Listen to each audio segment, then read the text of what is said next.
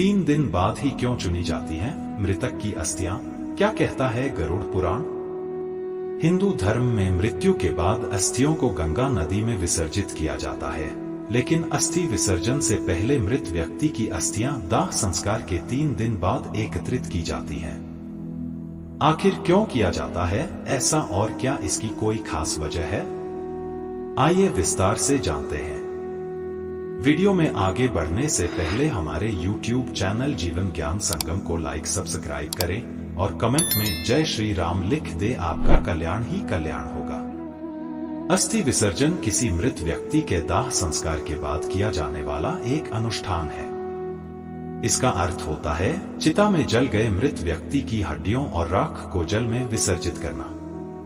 शास्त्रों के अनुसार अस्थियों को पवित्र नदियों में ही विसर्जित करना चाहिए, जिसमें सबसे ज्यादा महत्व गंगा नदी का बताया गया है। इसलिए हर साल करोड़ों की संख्या में हरिद्वार और वाराणसी जैसे पुण्य स्थान पर देश के हर कोने से अस्थि विसर्जन के लिए आते हैं। अस्थि विसर्जन में समय का बहुत महत्व है और इसलिए दाह संस्कार के बाद अधिकतम तीसरे दिन तक अस्थि विसर्जित कर देना ही उपयुक्त माना गया है।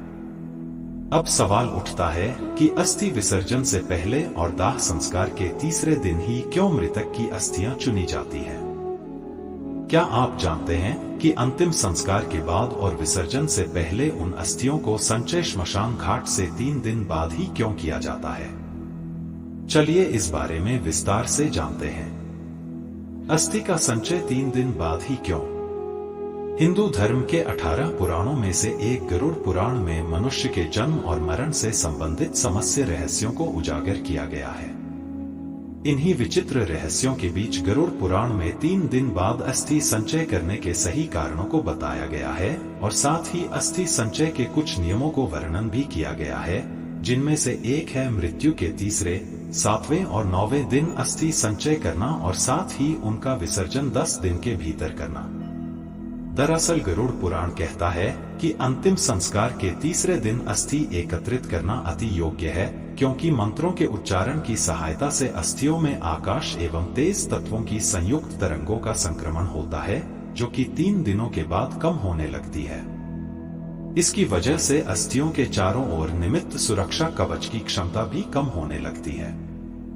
ऐसे में अस्थियों के ऊपर कब्जा कर अनिष्ट शक्तियां यानी नकारात्मक शक्तियां उस मृत व्यक्ति की देह को कष्ट देने का प्रयास कर सकती हैं। कोई ऐसी स्थिति उत्पन्न न हो, इसलिए उससे पहले ही अस्थियों को श्मशान घाट से हटा लिया जाता है।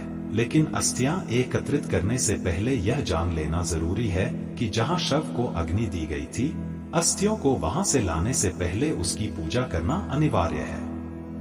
फिर श्मशान से अस्थियों का संचय करके उसे एक साथ पीतल की थाली में रखने के बाद सफेद कपड़े से ढक घाट ले जाना चाहिए। इसके साथ ही यह भी कहा गया है कि मृत्यु के दिन से 10 दिन तक किसी योग्य ब्राह्मण से गरुड़ पुराण जरूर सुनना चाहिए। यह पाठ उसी स्थान पर करना चाहिए जहां अंतिम बार मृत व्यक्ति के शरीर को अंतिम बार रखा गया था। साथ ही इस बात का भी ध्यान रखें कि इस पाठ को सूर्यास्त से पहले ही खत्म कर लेना चाहिए। क्यों किया जाता है अस्थि विसर्जन? हिंदू धर्म में अस्थि विसर्जन को अनिवार्य धार्मिक अनुष्ठानों में से सबसे महत्वपूर्ण माना गया है। जब आत्मा शरीर को छोड़ देती है तो वह अपने नए जीवन में चली जाती है। शरीर 5 तत्वों यानी पृथ्वी, वायु, अग्नि, जल और पृथ्वी से बना है।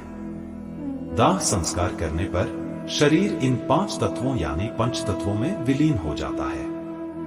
इसके बाद बची हुई हड्डियों और राख को शांतिपूर्ण में बहाया जाता है, जिससे मृत व्यक्ति पूरी तरह इस संसार से मुक्त हो जाए। इसलिए अस्थि विसर्जन किया जाता है।